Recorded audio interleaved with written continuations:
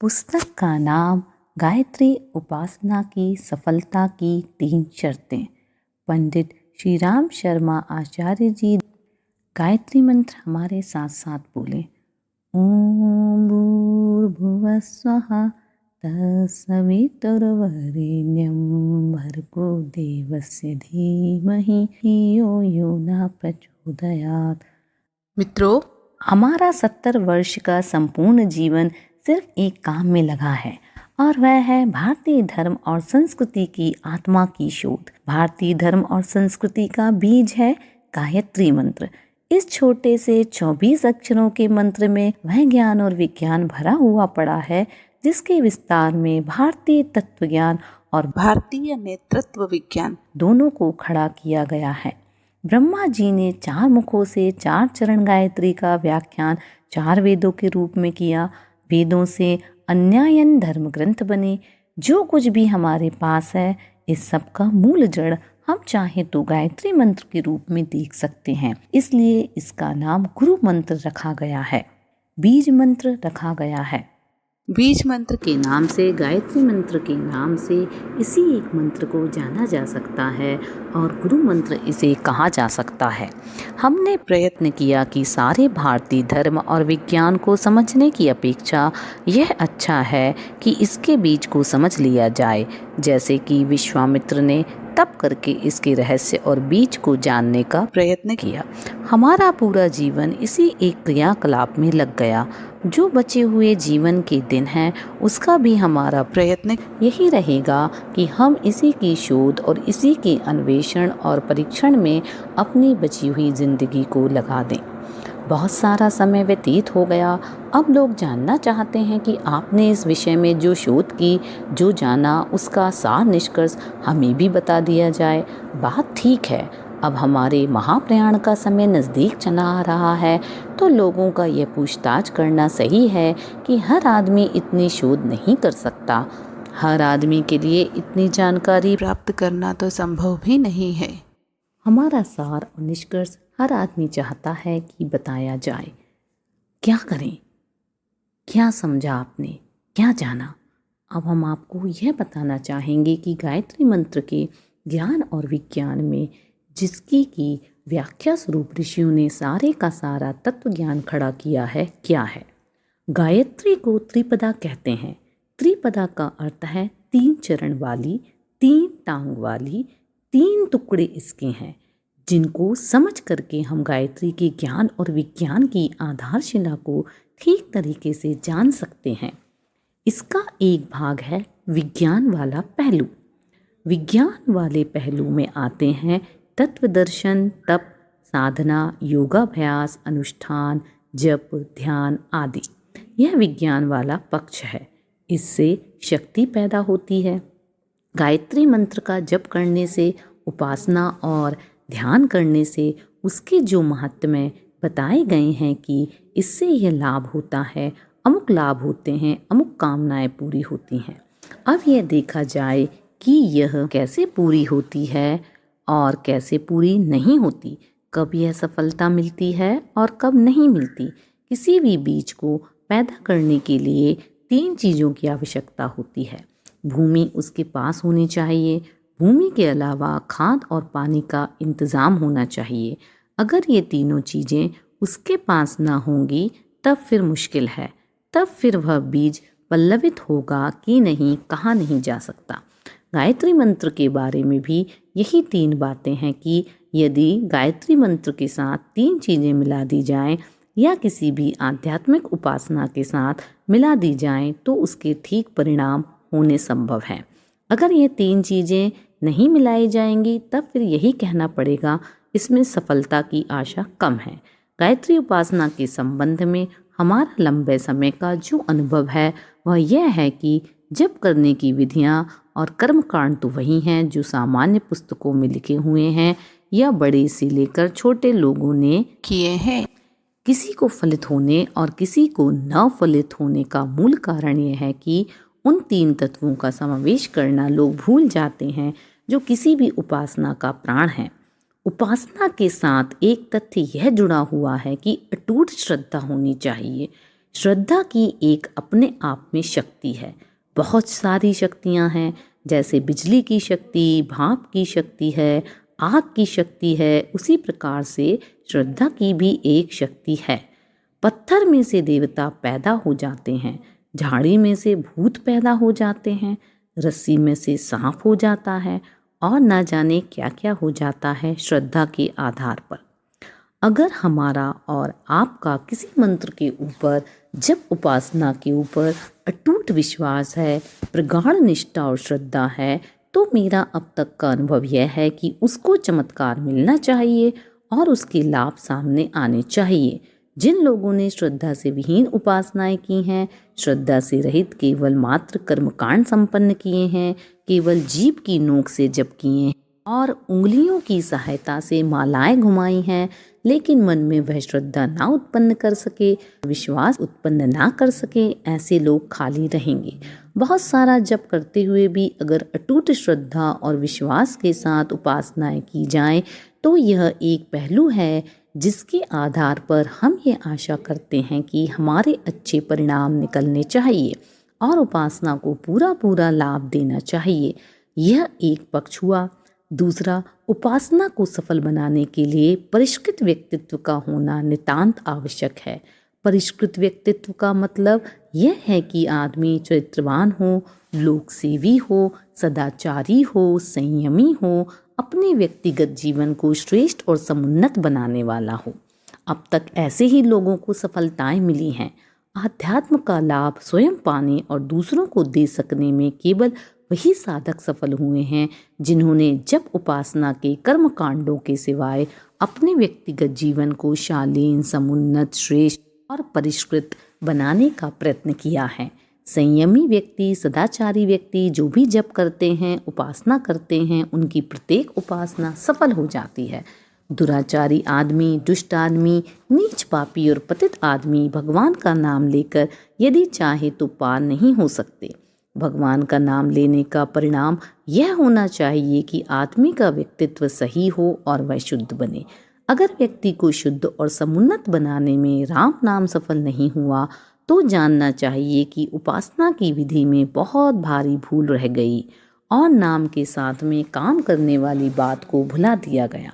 परिष्कृत व्यक्तित्व उपासना का दूसरा वाला पहलू है, गायत्री उपासना के संबंध में अथवा अन्यायन उपासनाओं के संबंध में। तीसरा, हमारा अब तक का अनुभव यह है कि उच्च स्तरीय जप और उपासनाएं तब सफल होती हैं जबकि आदमी का दृष्टिकोण और महत्वाकांक्षाएं भी ऊंची हों। घटिया उद्देश्य लेकर के, निकृष्ट कामनाएं और वासनाएं लेकर के अगर भगवान की उपासना की जाए और देवताओं का द्वार खटखटाया जाए तो देवता सबसे पहले कर्म कांडों की विधि और विधानों को देखने की अपेक्षा यह मालूम करने की कोशिश करते हैं कि उसकी उपासना का उद्देश्य क्या है, किस काम के लिए करना चाहता है। अगर उन्हीं कामों के लिए जिसमें कि आदमी को अपनी मेहनत और परिश्रम के द्वारा कमाई करनी चाहिए, उसको सरल और सस्ते तरीके से पूरा कराने के लिए देवताओं का पल्ला खटखटाता है तो वे उसके व्यक्तित्व के बारे में समझ जाते हैं कि यह कोई घटिया आदमी है और घटिया काम के लिए हमारी सहायता चाहता है। देवता भी बहुत व्यस्त हैं। देवता सहायता तो करना चाहते हैं, लेकिन सहायता करने से पहले यह तलाश करना चाहते हैं कि हमारा उपयोग कहाँ किया जाएगा, किस काम के लिए किया जाएगा। यदि घटिया काम के लिए उसका उपयोग किया जाने वाला है तो वे कदाचित ही कभी किसी के साथ सहायता करने को तैयार होते हैं। ऊंचे उद्देश्यों के लिए देवताओं ने हमेशा सहायता की है। मंत्र शक्ति और भगवान की शक्ति केवल उन्हीं लोगों के लिए सुरक्षित रही है जिनका दृष्टिकोण ऊंचा रहा है, जिन्होंने किसी अच्छे काम के लिए, ऊंचे काम के लिए भगवान की सेवा और सहायता चाही है।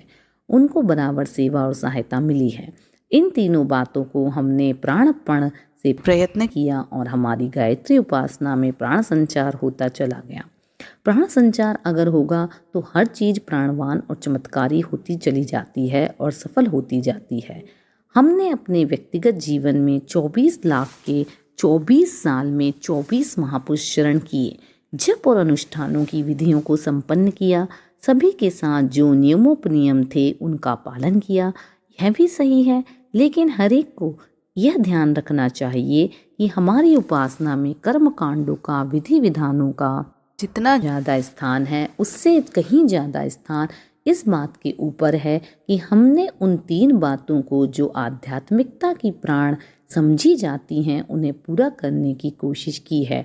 अटूट श्रद्धा और अडिग विश्वास गायत्री माता के प्रति रख करके और उसकी उपासना के संबंध में अपनी मान्यता और भावना रख करके प्रयत्न किया और उसका परिणाम पाया है। व्यक्तित्व को भी जहाँ तक संभव हुआ है परिष्कृत करने के लिए पूरी कोशिश की है।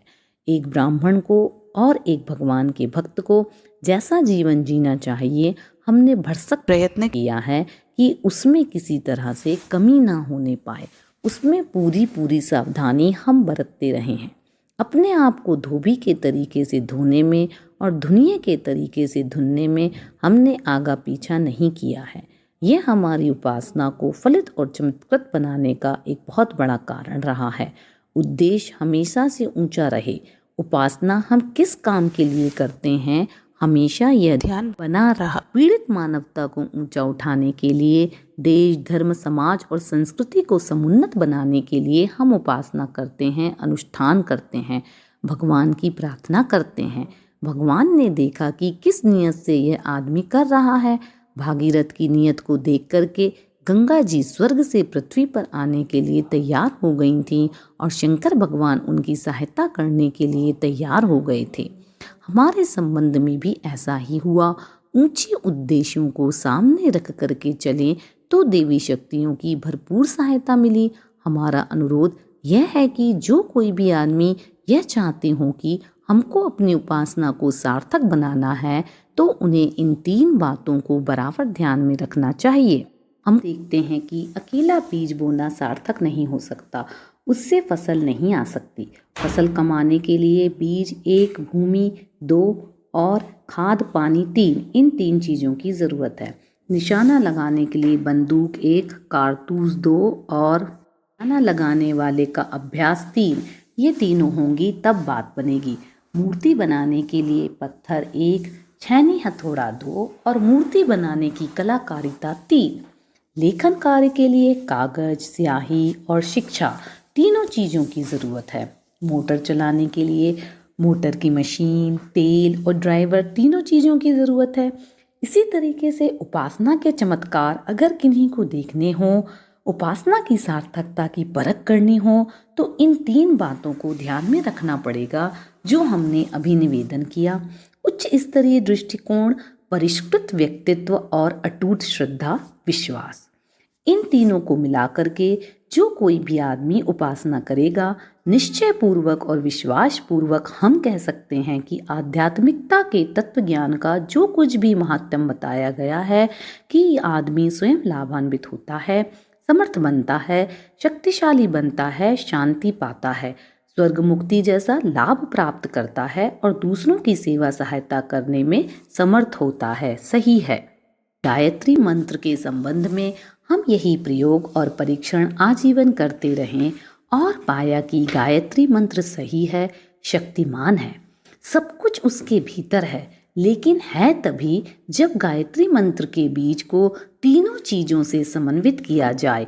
उच्च स्तरीय दृष्टिकोण, अटूट श्रद्धा, विश्वास और परिष्कृत व्यक्तित्व, यह जो करेगा पूरी सफलता पाएगा।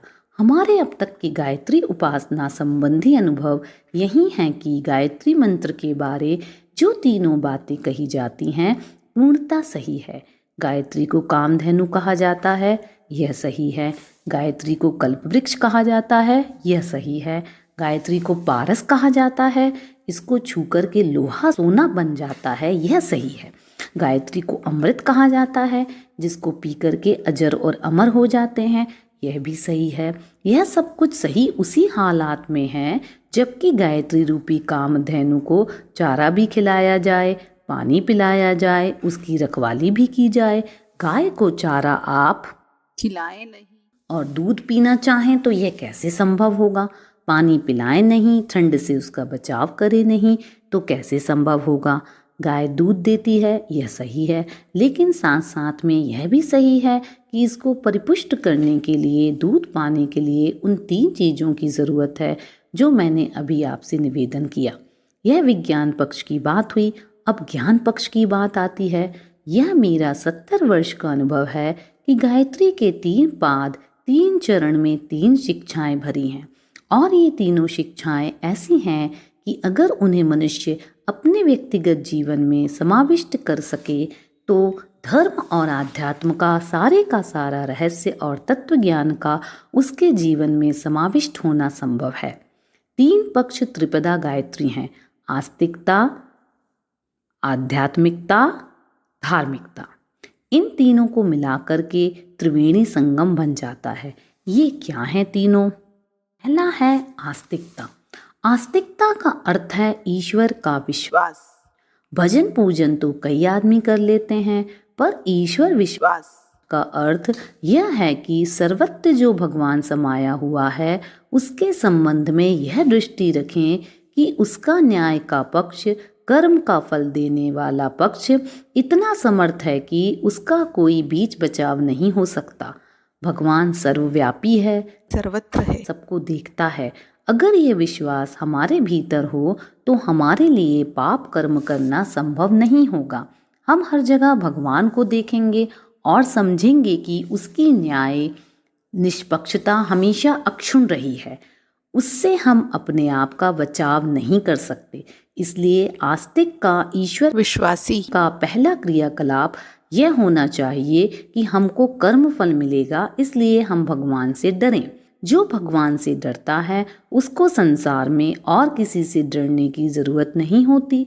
आस्तिकता चरित्र निष्ठा और समाज निष्ठा का मूल है। आदमी इतना धूर्त है कि वह सरकार को झुठला सकता है, कानूनों को झुठला सकता है, लेकिन अगर ईश्वर का विश्वास उसके अंतःकरण में जमा हुआ है तो वह बराबर ध्यान रखेगा। हाथी के ऊपर अंकुश जैसे लगा रहता है। आस्तिकता का अंकुश हर आदमी को ईमानदार बनने के लिए, अच्छा बनने के लिए प्रेरणा करता है, प्रकाश देता है। ईश्वर की उपासना का अर्थ है जैसा ईश्वर महान है वैसे ही महान बनने के लिए हम कोशिश करें। हम अपने आप को भगवान में मिलाएं। यह विराट विश्व भगवान का रूप है और हम इसकी सेवा करें, सहायता करें और इस विश्व उद्यान को समुन्नत बनाने की कोशिश करें, क्योंकि हर जगह भगवान समाया हुआ है, सर्वत्र भगवान विद्यमान है। यह भावना रखने से आत्मवत सर्वभूतेषु की भावना मन में पैदा होती है।